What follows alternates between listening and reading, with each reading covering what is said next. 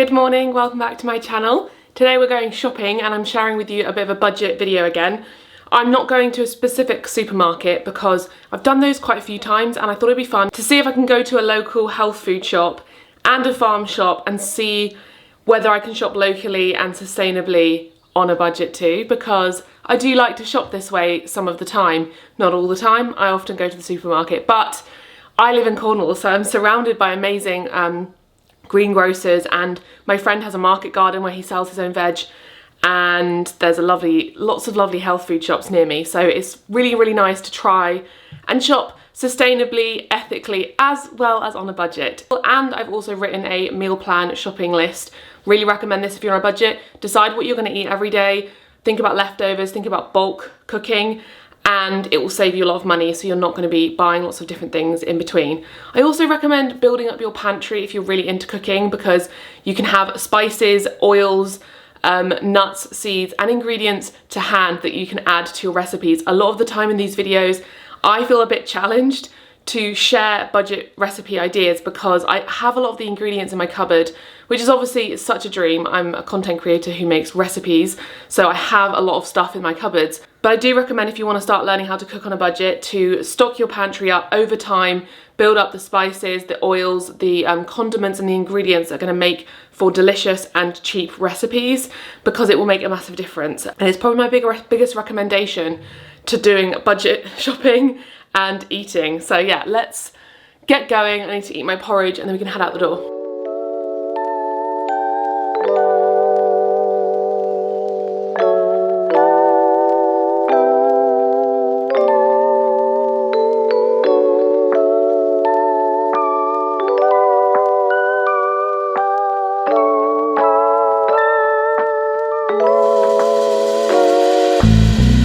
Right, so we just got our bits in the greengrocers. Got most of the things actually. The only thing we didn't get is aubergine.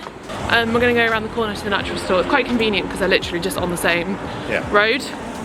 And we had to take pictures of all the items, so might be a bit of guesswork. Yeah, going to the natural store, which has got lovely Christmas trees outside.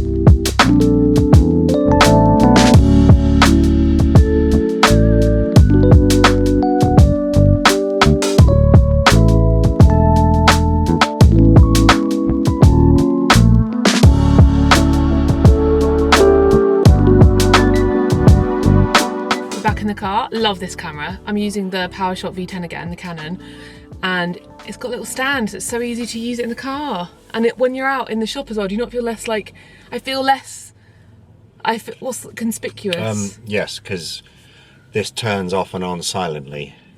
And you're not holding a camera, it's just like a little... It's just like you're holding, like, I don't know, something tiny in your hand, and yeah, because the lens isn't zooming out and zooming in. And yeah, it's really good. It's neat. So we went to the greengrocers and then the natural store, spent... Okay. Dun, dun, dun, dun. Drum roll, please. The first place, the grocers, £24 and 3. Okay. Threepence. The natural store, £23 and 80 threepence. So £47.83. No, plus another 83. I already put 83, what are you talking about? There we go. £47.86. So I wanted to make this a bit more, like, I guess, realistic to how I would shop a lot of the time and show that you can shop locally within a budget. Obviously, it's not going to be within everyone's budget. I'm not for any split second suggesting that everyone can go to their local health food shop and buy organic. Like, it's just not realistic. I understand that. But if you are someone who does like to shop locally, organically, sustainably, and all those things matter to you like they do to us, then there is ways of doing it on a budget. So I didn't have a very long list because I've got stuff at home in our pantry, and I'm cooking things that will last for like a dinner and a lunch, and then things that I'm making from scratch, like things like seitan rather than buying a vegan meat alternative, etc, etc. You'll see in the video. I just calculated you saved 1.5% by choosing the cheaper ketchup in the natural store. No, I actually chose it because it didn't have as many preservatives. Yeah. Anyway, yeah, I want to share this because I think that it means that then there's videos for everyone, for different people, for different reasons. So if you're a student, if I was a student, I 100% be going to Aldi and Lidl. Or if I was living in a city, maybe I'd be shopping differently. But because we're in our 30s and our job is food, that's why I have the luxury to shop this way. But it can be done on more of a budget, not within everyone's budget by any means. But we got some pasties though for lunch, which was part of the budget too, because they were half price. I think they were probably yesterday's pasties. These are the pasties we got. Sebastian's vegan spicy veg pasties. So we're going to chuck these in the Alga. Delicious pasty. I'm not going to bite into it because it's probably scalding hot. But delicious lunch, half price. Whilst Alex gets his pasty, let's go through everything and I'll put on screen how much it was. So first shop was the greengrocers. We've got some local potatoes. These are really cheap because when you buy them dirty, they're like so much cheaper. So we've got 4 potatoes. We're gonna have those today for a special surprise, but we're gonna make chips. A bag of lemons. So we have 1, 2, 3, 4, 5, 6 lemons. I'm unsure if these are waxed or unwaxed. I should have asked her because I do like to zest my lemons, but I know that there's a way of telling. They don't look waxed to me. I completely forgot my produce bag, so I used their paper bags. So we've got 4 oranges. Next, we got some avocado. 2 of these. I'm gonna put these straight in the fridge though because they're quite soft. A leek because I'm gonna be making a butter bean soup. The one thing we didn't manage to get was spinach, but I might have some frozen spinach. And if not, I can just go to the supermarket for that. And then some celery. And then we've got a massive onion. This is a Spanish onion and I just couldn't resist because it's so shiny and massive. What else did we get in that shop? And then I also topped up on these essentials, which I'm going to include in the price for this week because everyone tops up on something. If there's a condiment you've run out of, like we had to top up on quite a few things this week. Ketchup and some salt, and this was a bit of an impulse purchase, so this could be taken off the total because it's not necessary. This was £5 and this was £2.85. Actually, yeah, I feel like I'm going to take this off because this was more for like my intrigued. I feel like I want to put this in some kind of recipe, so it's not really part of the video. This was the Cornish Sea Salt Company's Super Seed Topper, which has golden linseed, smoked sea salt, nigella seeds, poppy seeds, dried garlic, dried onion. I just thought how delicious that would be on top of everything, basically. And then just their classic sea salt. I will include this in the price because everyone, like I said, you often have to top things up during the week. And that was everything in the first shop. In the second shop, we got some tomato ketchup. This is expensive ketchup, it's organic, but I like to buy organic when I can because it is more sustainable and it is more supportive of farmers because organic farmers hopefully are getting paid properly. There's lots of issues in the minute with supermarkets just not paying farmers properly, and that's why I'm feeling a bit more pulled to just stop shopping at supermarkets when I have the ability to and when I don't need to. So if you feel the same, I'll leave a link to the Riverford petition that is basically trying to call on the government to put some policy in place so that supermarkets can't undercut the prices that they quote to growers and farmers, and they have to honour it because it's really, really unethical, and these big companies are destroying just farmers' livelihoods, and it's just really sad. It's just destroying the ability for us to shop local and for us to support farmers in the UK. It just means that there's going to be more food that's coming from elsewhere, which is bad for the environment and it's not great for the economy and people's livelihoods. It's just very stressful. So if you are able, try and shop locally and get organic stuff because it can really help support local farmers. Next, we got some chopped tomatoes, which I think were reduced, though they're still expensive because they're organic chopped tomatoes from Suma. And then 2 tins of organic butter beans, delicious. Then we've got some cavatappi pasta. Naturally slow dried, direct from an Italian cooperative. Love that. This is why I like shopping in health food shops, because they just have so many great foods that are obviously going to be supporting lovely businesses. This is the Organico Italian sun-dried tomatoes in a herb marinade. I've had lots of things from them before and it's always delicious. This is for a pasta recipe. Then we got the natural coconut yogurt from the Coconut Collab, one of my favourite coconut yogurts. And finally, the organic vegan block from Natali, and that is everything. So I'll put the total on screen, just for your information. Lots of the food this week will be from things I have in the cupboards, but as always, I have a cupboard full of ingredients, mainly condiments and spices, but I am gonna start preparing for dinner because it's seitan ribs. Oh, I'm so excited for this. I'm worried about losing light because it's 1:30, but we should be okay. It doesn't take very long. This recipe is from my cookbook, Make It Vegan. It's a sticky seitan ribs recipe, and I endeavoured to make this seitan recipe easy because I, for years as a vegan, never made seitan because I just thought it was this big thing that you had to faff around with. And to be honest, lots of the recipes were big things that you had to faff around with, and you don't. If you really want to get into the world and the realms of making seitan from scratch and you want to learn about how to do it in the most, you know, elaborate way, there are lots of recipes out there that do that, which is really helpful. However, I am in the business of making things easy and realistic and things that you're actually going to make, and that is a roadblock for me because I did it once and it was such a faff, and I followed a recipe and I was like, God, this is just too much. So I decided to come up with my own recipe that cut the nonsense, and the actual cooking time is only half an hour. So let's get cooking. I'm gonna put all the food away. And, oh, no, I need to film something for Instagram quickly, but then I'll put the food away.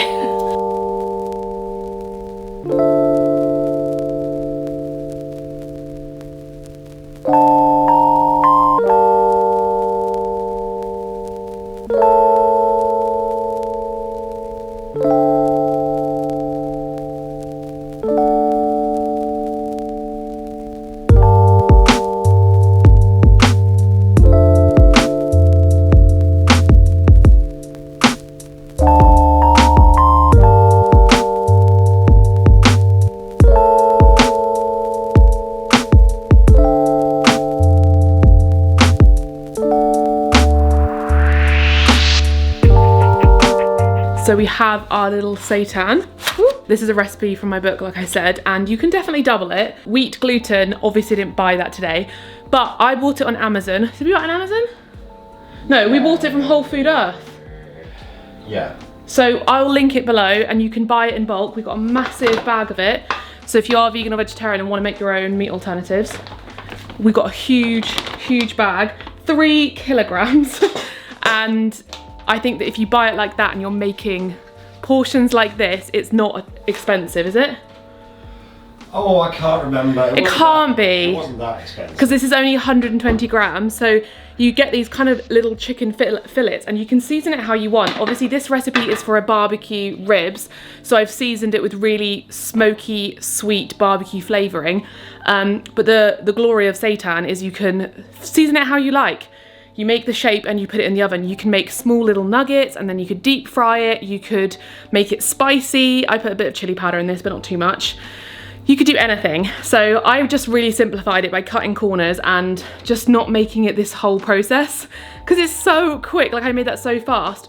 We put this in the oven, cook it, and then you can fry it with the sauce. So you can fry it so you get those lovely little charred lines and it tastes really like smoky and flavoursome, because a lot of the flavour of meat is when you sort of barbecue it essentially.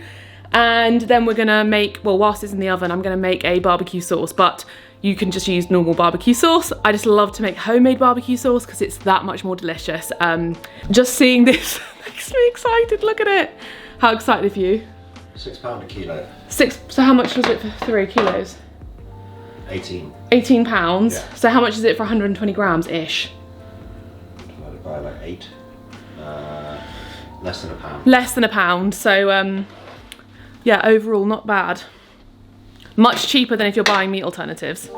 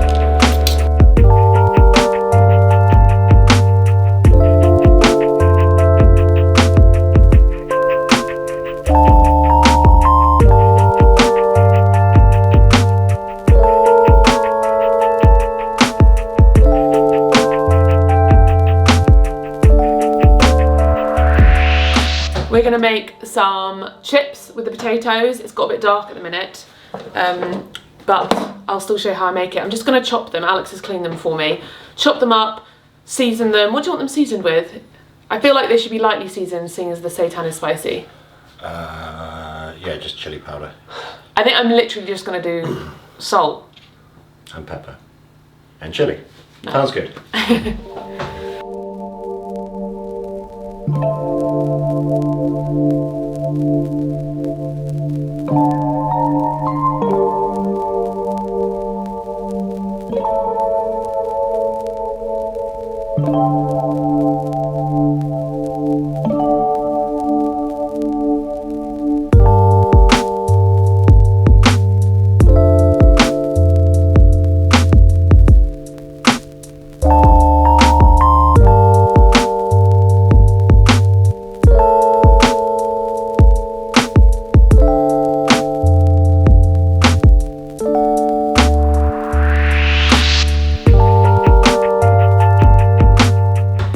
Dinner is served.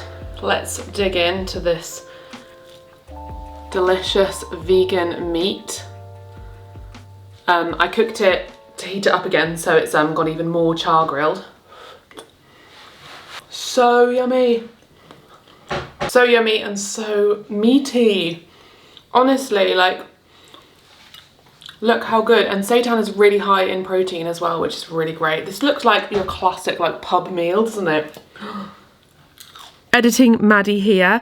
I'm gonna end the video here because I'm gonna do a part 2 for the remainder of the recipes, mainly because it's Vlogmas. I didn't want the video to be super long, and in order for me to get this vlog up today, because I'm editing every day, I am just gonna do a part 2. This was pre-recorded. I am back home from London and it was just a day that I could have whilst we travelled. So stay tuned for part 2 where I can show all of the recipes, or the rest of them, that we ate during that week from our food shop, and leave a... What emoji we're going to do today, Al? Fart. No, that isn't a thing. There isn't a fart emoji. Yeah, there's like a sort of little gust of wind emoji. Okay, a gust of wind emoji. I'm pretty sure there is. I've used it before. And if you have pre-ordered my cookbook, Make It Vegan, which is where the seitan recipe is from, if that has pushed you over the edge to order it, please do, and go and enter my giveaway for a smeg mixer. So I posted on my Instagram about it, but I'll leave a link below. All you have to do is fill out the form and just show proof of purchase, whether you've got it from Amazon, Waterstones, or if you've pre-ordered it from your local cookbook, you'll be entered to win a smeg mixer. Click the link and fill it out if you have pre-ordered, and if you had, thank you very much. It's our way of saying thank you, my publishers and I, to win a smeg mixer, which is our favourite appliance. Alex uses it every time he makes bread. So thanks for watching today's Vlogmas, and I will see you tomorrow. Tomorrow probably won't be the food video. No, it won't, but it'll come somewhere, probably on a day when I haven't really filmed very much and I need a day. So stay tuned, and I'll see you next time. Bye.